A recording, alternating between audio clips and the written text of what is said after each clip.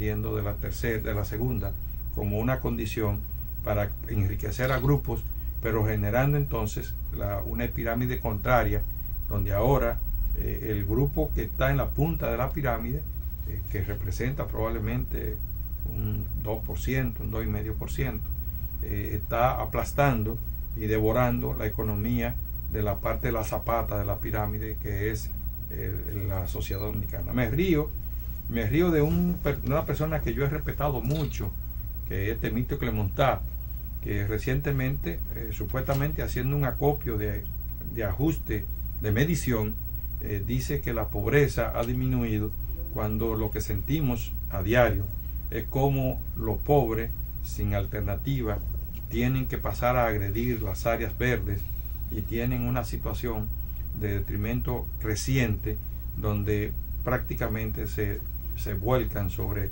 lo poco que queda de infraestructura nacional, ocupando y copando toda la geografía, llevando a ella la pobreza, porque el crecimiento del uso del salchichón, el crecimiento de la demanda de huevo, tiene un gran sinónimo de incapacidad de adquisición de bienes, y esa adquisición de bienes se expresa en la compra de mucho salami, de mucho espagueti, de mucho arroz, de mucho huevo.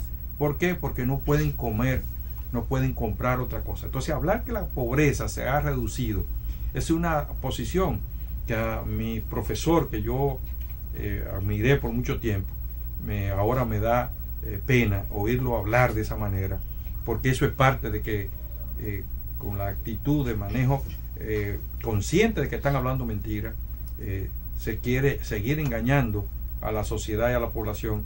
Implica entonces que también él es parte de que la soberanía nacional se siga perdiendo en manos de personas conscientes de lo que están diciendo es mentira, pero él lo hace para poder justificar y dejar unas cifras del gobierno de 8 años, o diríamos de 12, que recién va a entregar el señor Leonel Fernández, y que entonces hacer referencia propagandística en el futuro de que ellos bajaron la pobreza a un 10%. ¿De dónde, por favor?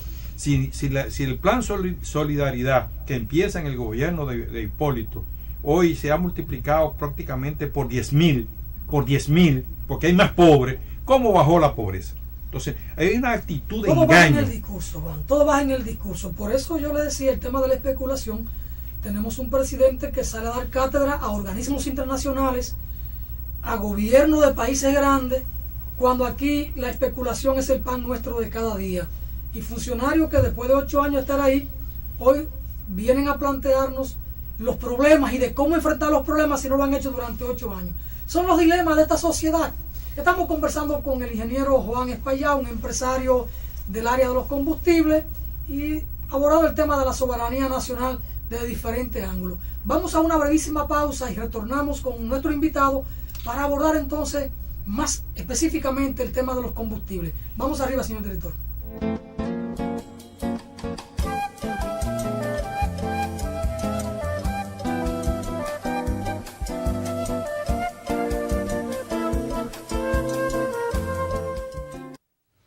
Cuando usted vaya a comprar o vender una casa, un apartamento o un solar, piense en Felga S.A., una compañía de bienes raíces con criterio muy profesional.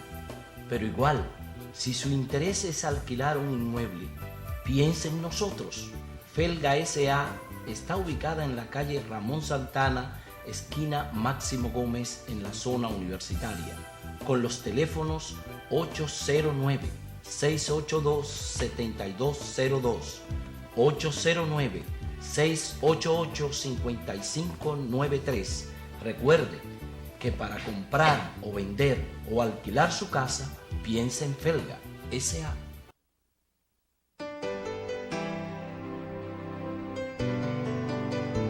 Cuba no es otra isla del Caribe.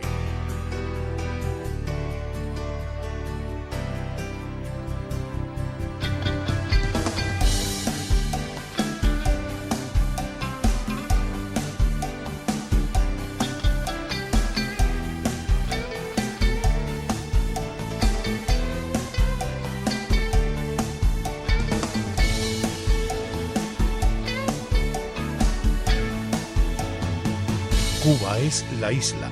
Déjate llevar. Cubana de Aviación.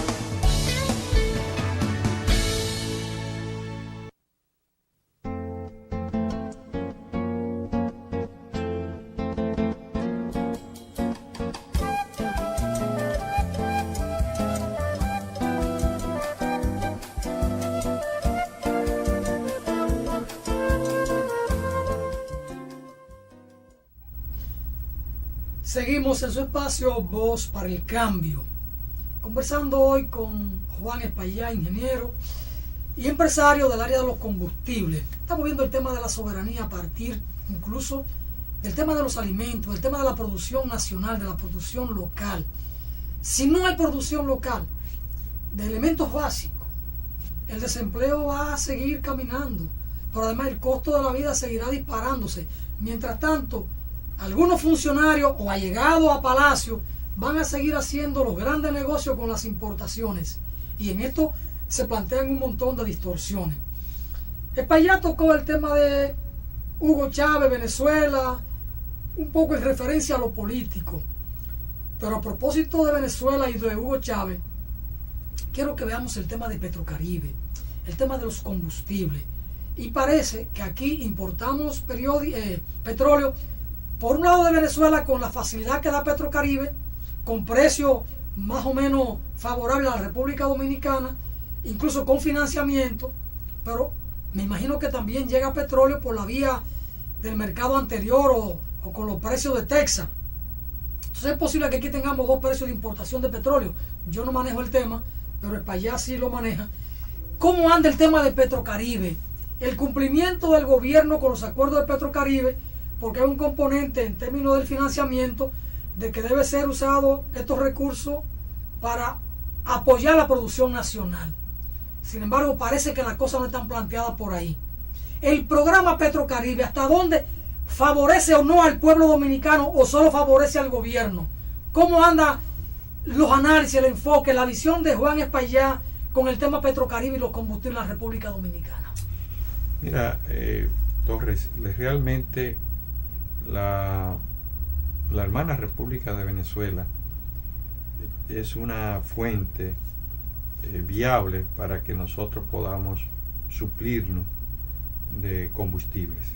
La forma ha sido muy favorable para Venezuela, ha sido un negocio fantástico, porque Venezuela logró colocar su producción en el patio, sin mucho esfuerzo y sin gastar en transportes lejanos, como antes tenía que mandar su producción a Norteamérica, que era su gran cliente, y incluso a Europa.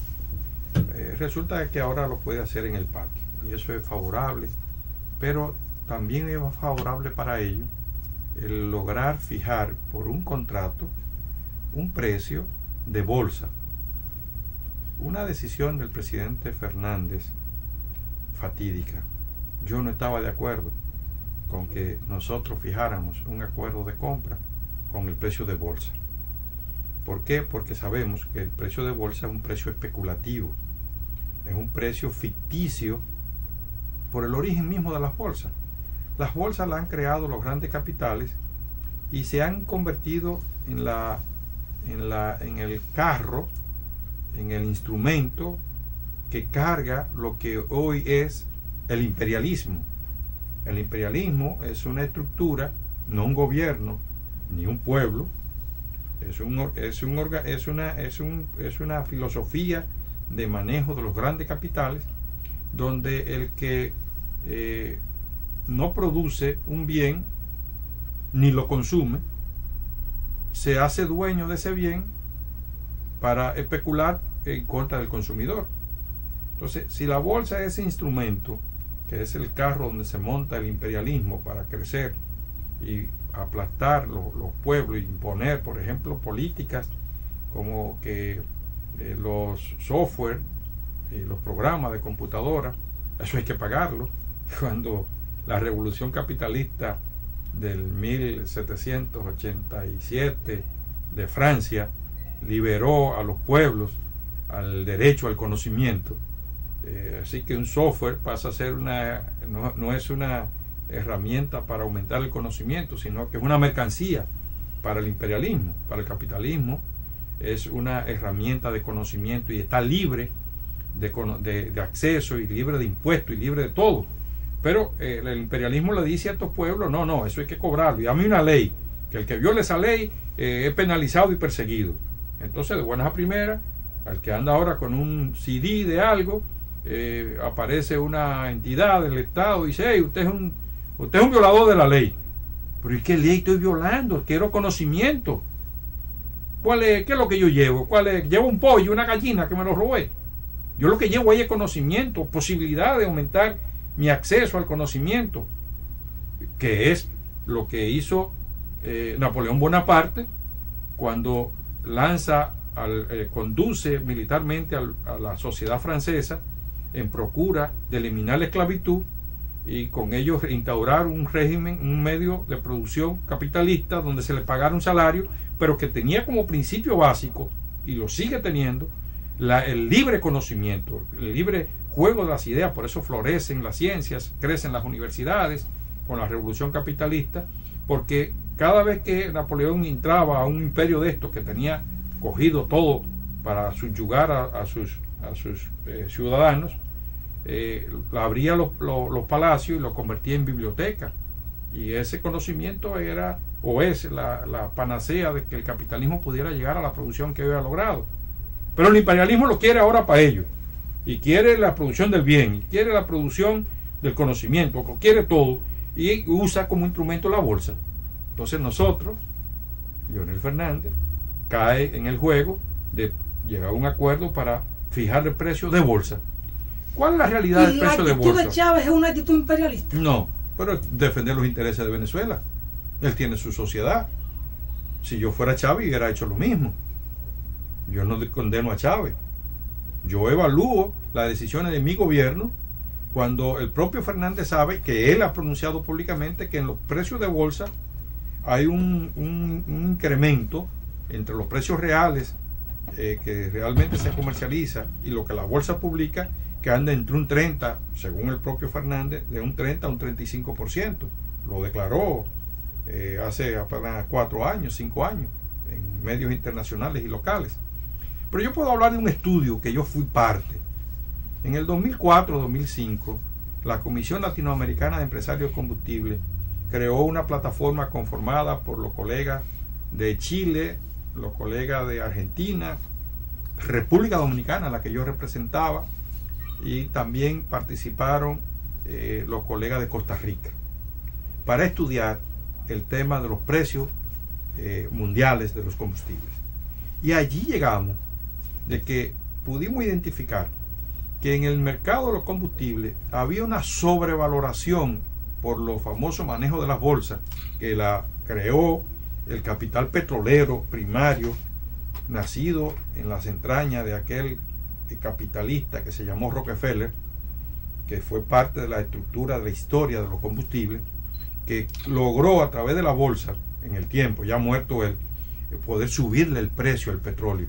Porque en la época de Rockefeller comprábamos un barril de petróleo a 82 centavos de dólar y a 60 centavos de dólar, y no podían subirle el precio. Fue la herramienta que se llama bolsa de valores que llevó a lo que hoy tenemos, que tenemos combustibles que llegaron a 143 dólares el barril.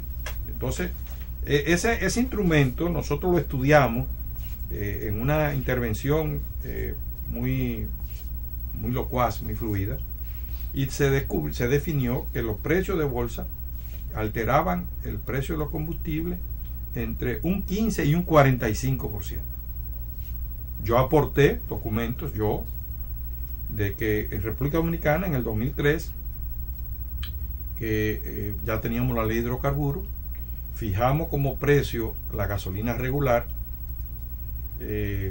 a 96 centavos de dólar para fijar el precio al consumidor dominicano.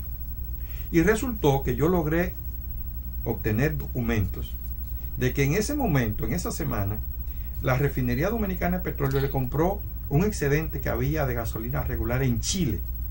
Y allá Ávila, el licenciado Ávila, nos suministró los datos que le vendieron esa gasolina a 61 centavos de dólar. Y el gobierno dominicano nos la clavó a 96 para calcular el precio de paridad de importación, porque ese era el precio que había en bolsa. Entonces, ese documento, ese nuestro, más los documentos que aportaron los colegas de Costa Rica, los propios de Chile y los de Argentina. Eso es especulación. Eso es especulación plena. Eso es la bolsa, especulación. Entonces, usted firma un contrato ahora con Venezuela con precio de bolsa y lo fija. Óigame, muy buen negocio para la otra parte. Es tremendo, por una forma de entregar la soberanía. Nosotros estamos cambiando nuestra soberanía, que tuvo o ha estado y está en manos de Norteamérica, a otra nación hermana. Tú dirás, no va a tratar diferente. Bueno, tal vez mientras esté Chávez, porque de manera puntual estas sociedades ya no son lo que uno quiere, sino lo que los grupos desarrollen en ella. Chávez está hoy, pero pudiera ser que Chávez, qué sé yo, este domingo que estamos hablando, que puede estarse anunciando que está de muerte. Entonces, ¿qué va a suceder? Cuando ya la deuda nuestra está superando los 2.780 millones de dólares. Se coloca en el país que más le debemos. ¿Qué hace cuando a un país le debe a otro? Que el acreedor busca la forma de cobrar. Probablemente una de las técnicas es venderle la deuda a otro. ¿Y quién sería el comprador? Si vende Venezuela la deuda de República Dominicana. En el 1915-16, la deuda dominicana, que era pequeña con Inglaterra, con Holanda, con Francia y algo con España, fue comprada por los norteamericanos. Y en base a ese manejo, ellos dijeron, vinimos ahora a cobrar la deuda. ¡Pap! Y nos invadieron en el 1916. Pero atrás de la tierra cañera. Entonces nosotros estamos entregando la soberanía. Y cuando tú analizas, dices, bueno, ¿qué nos financia Chávez? Chávez nos financia a nosotros cuando el petróleo pasa de $50. Lo que es hasta $50 hay que pagarlo de inmediato.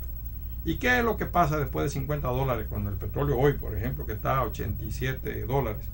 Es justamente el precio que diferencia las bolsas. ¿Por qué el precio que diferencia la bolsa? Porque esos 30 y pico de dólares es el 45%, el 40% del producto. Entonces usted le está ahora fiando para cobrar en el futuro, pero para cobrar lo que realmente usted puede lograr con compras consolidadas, como hace la República Dominicana, en subasta, obteniendo un 40, un 35, un 30% más barato el producto. Entonces, eso fue una decisión totalmente errática, porque yo creo que Venezuela es un suplidor potencial nuestro, pero puede hacerlo en subasta. Puede hacerlo en subasta para lograr el mejor precio. No hacerlo en una bolsa. Pero ¿por qué hace el gobierno esto? Porque el gobierno, apañado por falta de recursos, quiere tener recursos a cualquier precio. Compra ese combustible, no logra obtener una defensa de los intereses nacionales, le da continuidad a la estafa que la Shell, que fue la que administró la refinería, nos impuso, empresa a la cual yo fui combatiente de primera raya. Y tengo la condición de decir que su retirada del país estuvo basado en la lucha que Anadega llevó denunciando el manejo oportunista de los combustibles, donde ellos, Shell, que administraba la refinería, se quedaba con esa diferencia del precio de bolsa para ellos y nos aplicaba la bolsa también a nosotros. Oye, yo felicité cuando el gobierno decidió comprar la refinería, sacar a Shell, porque creía que nos íbamos a liberar de esa maldición. Pero de inmediato firmamos con Petrocaribe, poniendo entonces dándole oficialidad y continuidad al método de engaño que tenía la empresa Shell y llevando al pueblo a perder parte de su soberanía, que hoy es frente a Venezuela, que tal vez no es una amenaza en el momento, pero puede serla a la medida que las cosas puedan cambiar y pueda haber una situación. Recordemos, vuelvo a retomar lo que pasó en el 15 y en el 16, 1915, 1916, que Estados Unidos, para buscar tierras agrícolas para producir azúcar de caña, compró la deuda dominicana en Europa y entonces justificar que venía a cobrar la deuda. Entonces, ese tipo de detalles son los importantes para conocer. Cuando hago mucha referencia al caso del año 1916, es porque este libro de Arsenio Hernández, un libro que hace una referencia para los dominicanos, al cual nosotros como empresarios queremos seguir apoyando, como apoyamos todo lo que sea necesario para la educación. Ese libro habla justamente de la supuesta salida de las tropas americanas del territorio dominicano en julio del 1924, después de esa invasión. Entonces, son temas que tú dices, bueno, Juan está haciendo una novela. Yo no estoy haciendo una novela, estoy interpretando los hechos que han sucedido. Juan, el tiempo se nos acabó, pero quisiera así rápidamente. Aquí hay una ley de hidrocarburos. Hay precios internacionales. ¿Cuál es la situación nuestra de cara al consumidor con la ley de hidrocarburos? Porque aquí hasta hace unos años, antes de la ley, se aumentaban los precios, digamos que de la gasolina, y había una conmoción social. A partir de que se aprueba esta ley, toda la semana hay aumento de precios de los combustibles, pase lo que pase, en la sociedad nadie se inmuta. ¿Fue la ley de hidrocarburos un gancho social en la República Dominicana?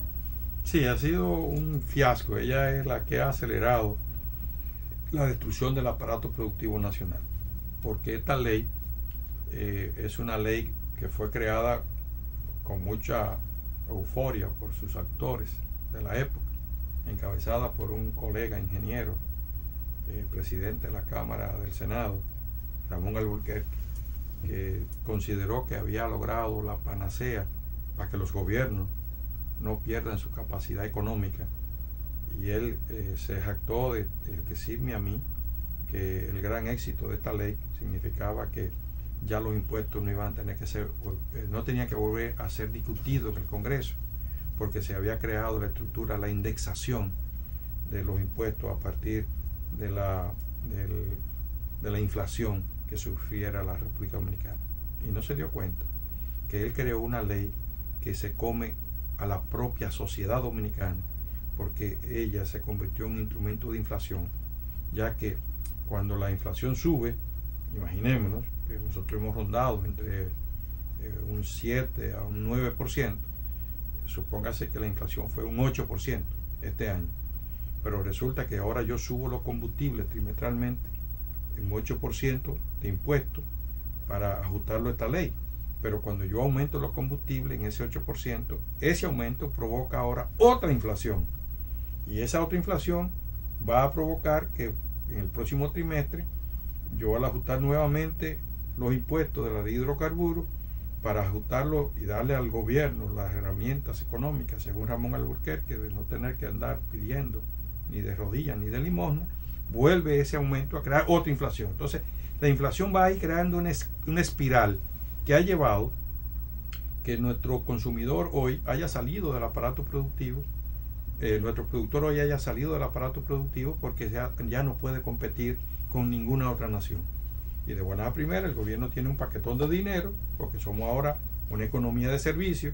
La economía de servicio, la gente tiene que seguir viviendo, tiene que seguir usando combustible, y aumenta el consumo de combustible, y por lo ello aumentan los impuestos para el gobierno. Y de un galón de gasolina, que al dictarse la ley pagábamos 15 pesos de impuestos, hoy pagamos 87 pesos de impuestos. Por un galón de gasoil, que al dictarse la ley pagábamos 9 pesos, hoy pagamos 43 pesos. Y esto es prácticamente lo que lleva al aparato productivo nacional a ser liquidado.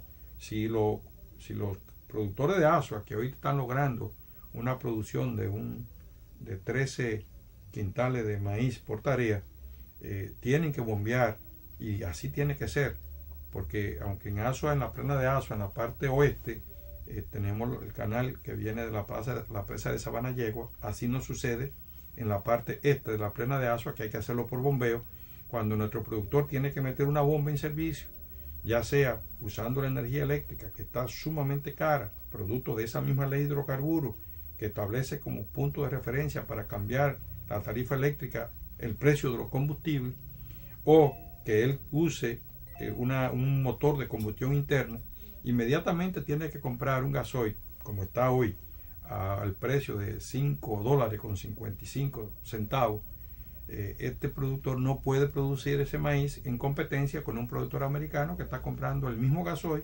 para bombear su mismo maíz, lo está comprando a $2.78. Entonces, ese productor americano se come al dominicano. ¿Y cuál es el origen? La ley de hidrocarburos.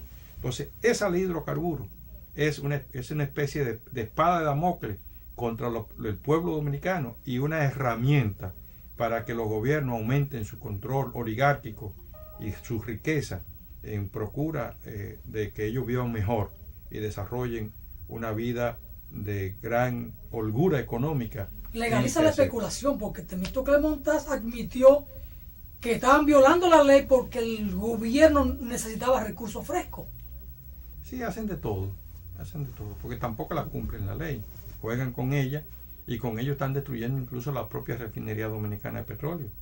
Ya la refinería, que era un instrumento que tenía una capacidad de suplir el 100% del mercado, y lo tiene, hoy su participación está rondando un 42%, que tiene la condición que cuando los precios internacionales están caros, y aquí porque hay elecciones se venden baratos, entonces la refinería, todo el consumidor y actor del mercado se vuelca para comprar en la refinería y acumula una deuda gigante.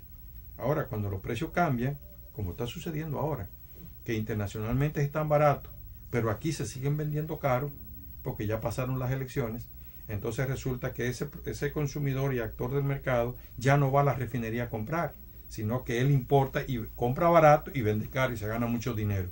Entonces hay que ver quiénes son esos importadores, porque esos importadores han estado fortaleciéndose en el gobierno, no entre los empresarios. A nosotros, por ejemplo, a los detallistas de gasolina, que hoy operamos una distribuidora de combustible, tenemos dificultades para lograr participar en esas actividades, porque las importaciones las tienen centralizadas grupos que justamente están en los gobiernos que nos han dirigido.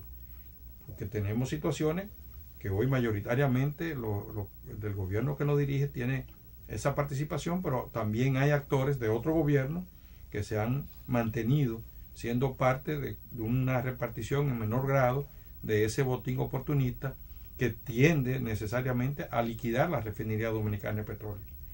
¿Por qué la va a liquidar? Porque ahora la refinería, que en un momento, vamos a decir el momento, en abril de este mismo año, estaba vendiendo el 89% de la necesidad nacional de combustible, hoy en el mes de agosto, la refinería dominicana de petróleo solamente está supliendo el 38%, porque esos actores están trayendo combustible al mercado nacional por las diferentes terminales y ahora no le compran a la refinería.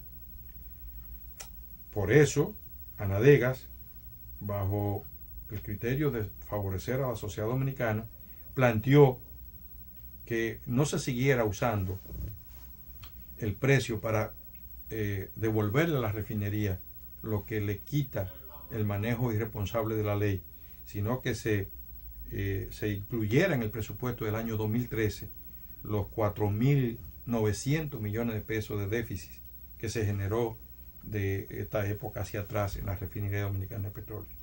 Nos satisfizo bastante cuando vimos, aunque un jodido presupuesto suplementario que es ilegal, que se acogió nuestra solicitud, se incluyó en el presupuesto suplementario y se aprobó en el presupuesto suplementario. Industria y Comercio tiene 4.500 millones de pesos en este momento para resarcir la refinería dominicana de petróleo para que no se tenga que utilizar ni manejar los precios. ¡Oh, capista! Resulta que no bajan entonces el combustible. Seguimos con el combustible caro, tenemos ya en el presupuesto suplementario 4.500 millones y refinería no baja. Refinería no. Industria y Comercio no dicta precio para bajar el precio a los costos internacionales. Entonces, ahí es donde yo digo, ¿dónde estamos, Dios? ¿Para dónde vamos? O Temístocle Montaz sabe que él está también comprometiendo la soberanía nacional cuando planifica y define que se siga vendiendo caro el combustible en aras de que el gobierno siga teniendo dinero fácil, como lo tiene de los combustibles, en procura de tener respuesta a esa avalancha de obras, a esa avalancha constante de actividades que yo quiero que sea así, pero que sea bajo la plataforma de una economía estable y no en base a este tipo de manejo.